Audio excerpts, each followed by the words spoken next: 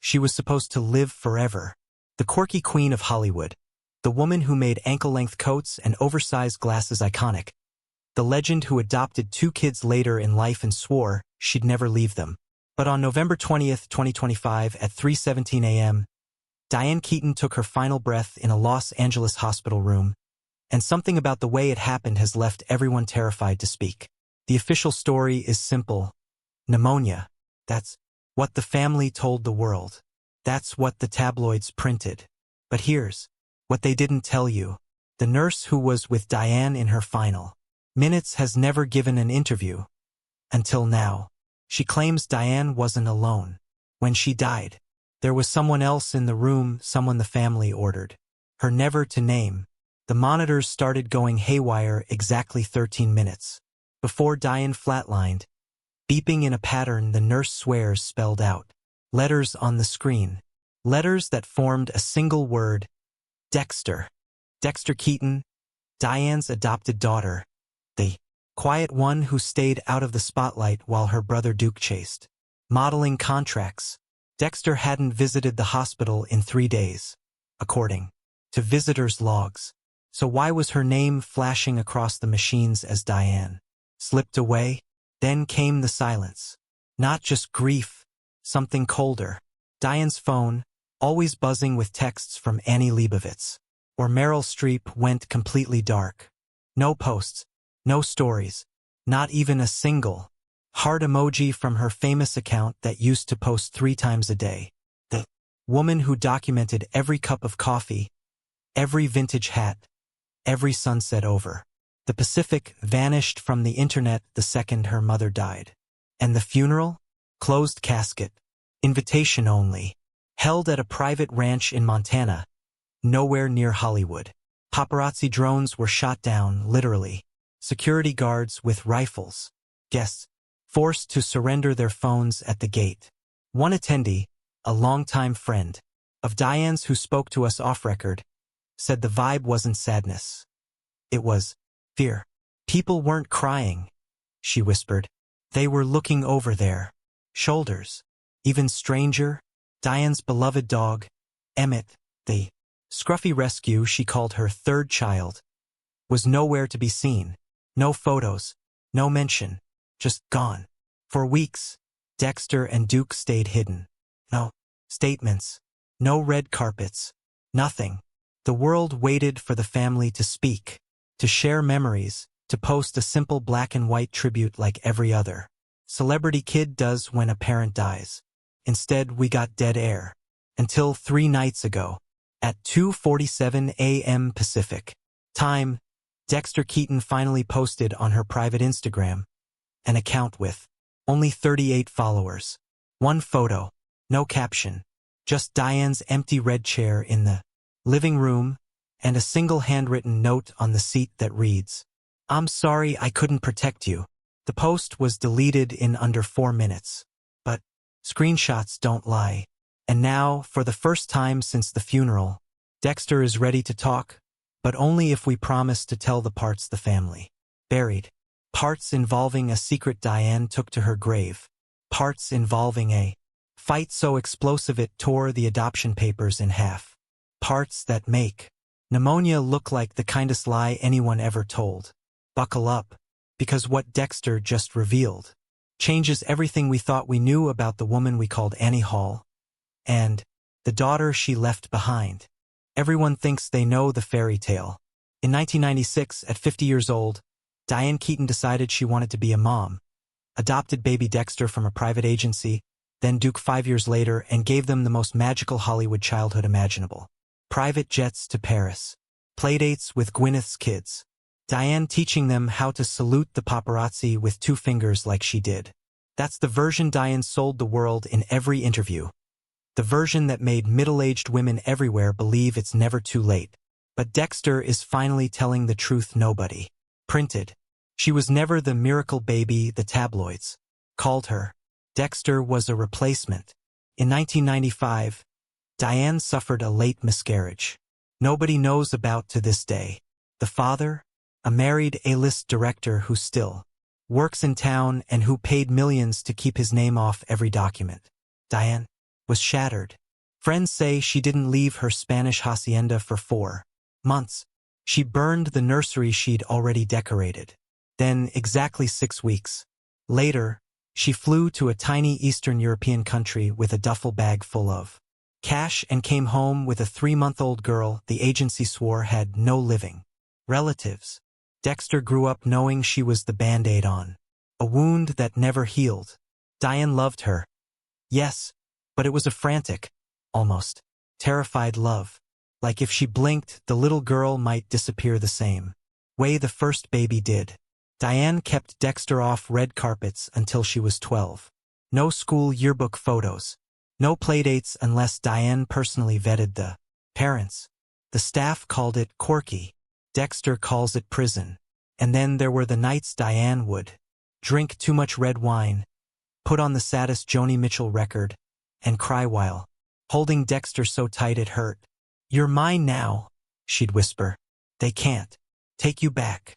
Dexter was 6 the first time she heard it.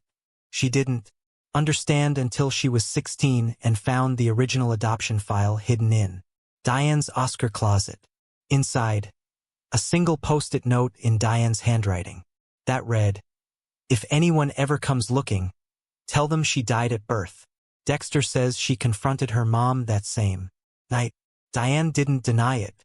She just stared at Dexter with hollow eyes and said, "Some ghosts are better left buried, baby."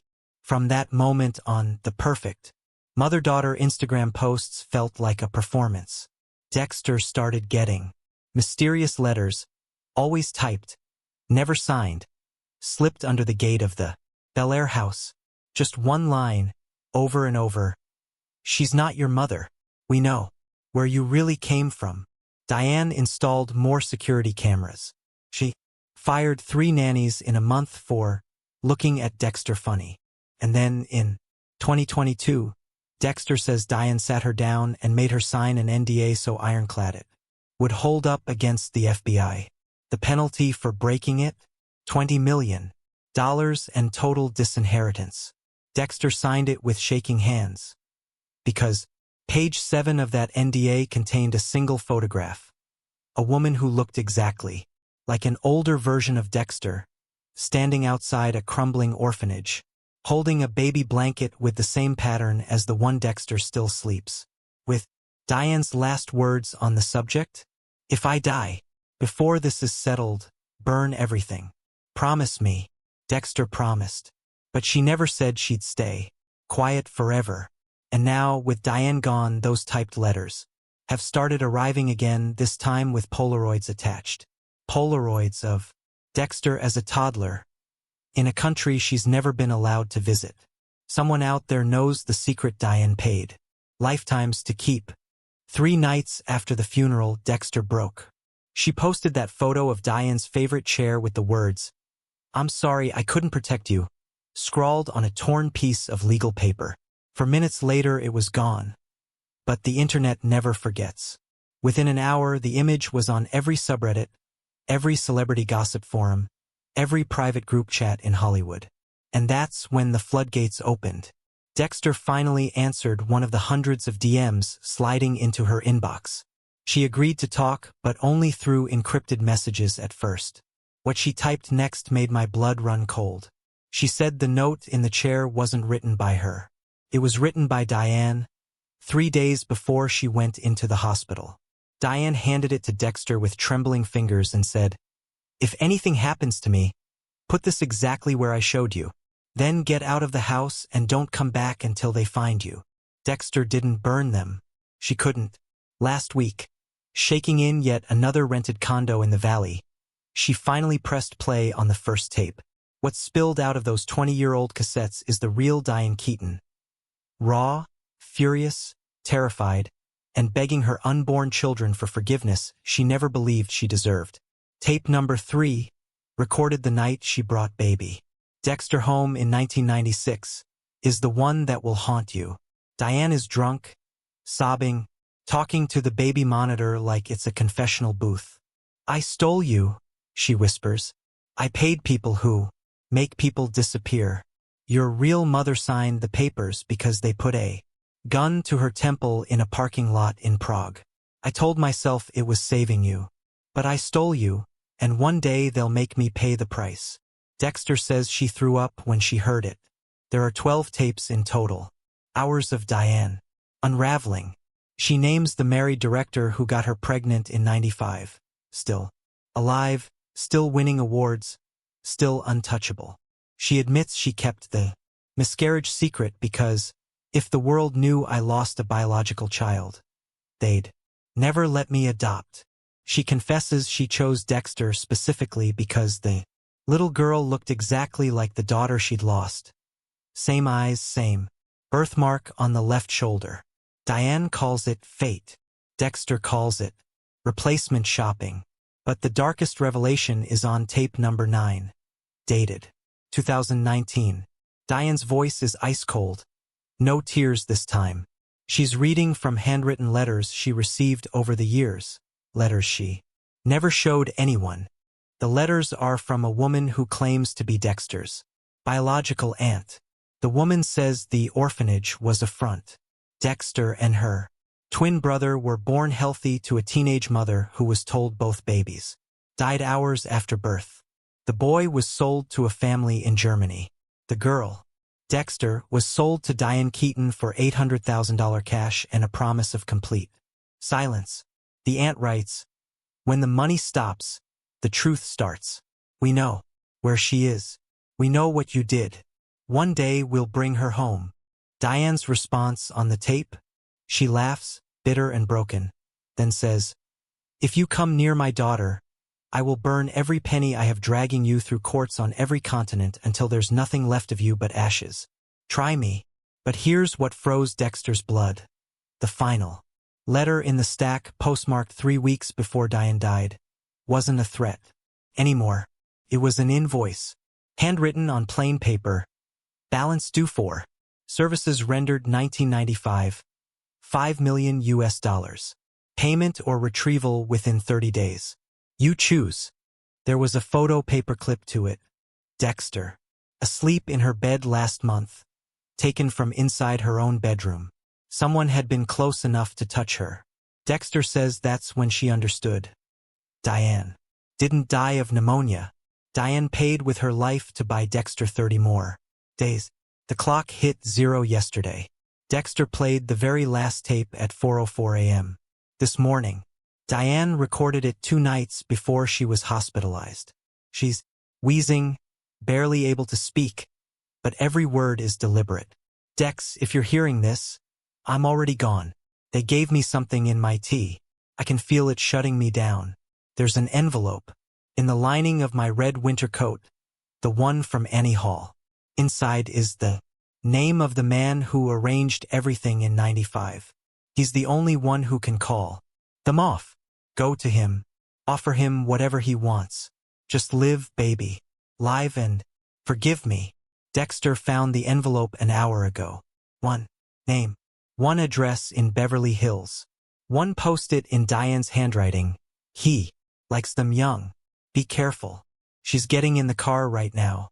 We don't know if she's walking into a negotiation or a trap. But one thing is crystal clear. Diane Keaton didn't just die. She was silenced. And the people who silenced her are coming for what they believe is theirs." Dexter thought her mom was delirious from fever. She humored her, tucked the note in a drawer, and forgot about it until the morning Diane died. That's when Dexter says she found something else waiting on the kitchen island. Diane's beloved dog Emmett, dead in his bed, eyes wide open, no visible wounds. The vet who did the private necropsy, paid for in cash, results hand-delivered, told Dexter the dog had been poisoned with a rare plant toxin that stops the heart in under 30 seconds. A toxin that doesn't show up on standard tests unless you know exactly what to look for. And right beside Emmett's body, a second note in Diane's handwriting. "They're already inside." Dexter fled the house that same day.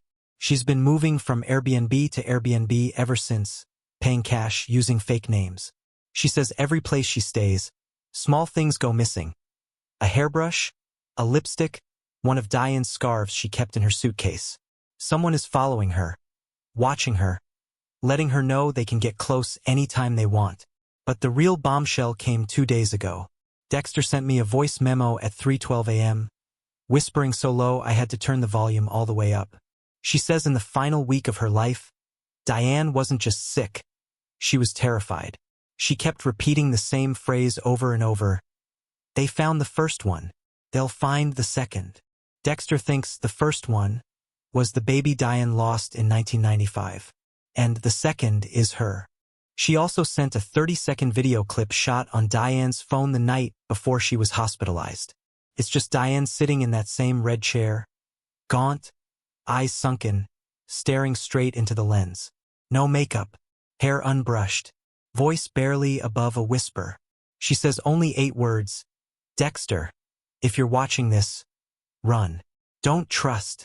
The video cuts to black mid-sentence. The original file on Diane's iCloud has been remotely wiped. Dexter only has this copy because she airdropped it to herself while Diane was sleeping. Run from who? Don't trust who? Dexter says she's starting to remember things. Flashes of memory from when she was 3 or 4. A woman with a heavy accent singing her lullabies in a language Diane never spoke. Hands that weren't Diane's rocking her to sleep. And always, the same warning whispered in her ear. They'll come back for you when she's gone. Diane's been gone 11 days now. And last night, Dexter's phone rang with an unknown number. When she answered, no one spoke. There was only the faint sound of a lullaby playing in the background. The same one from her nightmares. She's not sleeping anymore. She's waiting. And she swears the next time that lullaby plays, it won't be over the phone. This is the part where most channels would say, rest in peace, Diane Keaton. We're not most channels. Diane Keaton is not resting. She's screaming from somewhere we can't hear yet. Dexter Keaton has been offline for 41 hours, 17 minutes and 38 seconds as I record this line. The mansion on Benedict Canyon belongs to Victor Lang. Police say they wellness checked the property this morning. They found nothing. No Dexter. No bonds. No gun. Just a freshly vacuumed marble floor and a housekeeper who smiled too wide when she said, "No one's been here in weeks." But here's what they didn't show you. At 6:12 a.m. today, an anonymous account posted one video to a private Telegram channel with 27 members. 15 seconds. Night vision green. It shows Dexter barefoot wearing a white nightgown, walking down a long hallway lined with children's drawings. She's holding the hand of a woman whose face is blurred. The woman is singing that same lullaby in a language most of us don't recognize. At the end of the hallway is an open door. Inside, a nursery decorated exactly like the one Diane burned in 1995. Dexter stops in the doorway. She turns toward the camera like she knows it's there. And for 1 second, just one, her lips move. No sound. But I've watched it 400 times, frame by frame. She's saying 2 words. Thank you. Then the screen cuts to black and white text. Appears. Debt settled. 1 girl returned. 1 still missing. The channel deleted itself 30 seconds later. So no, Diane Keaton didn't die of pneumonia. She died settling a debt she took out 30 years ago, the day she decided love was worth any price. And Dexter? She just paid the final installment with herself.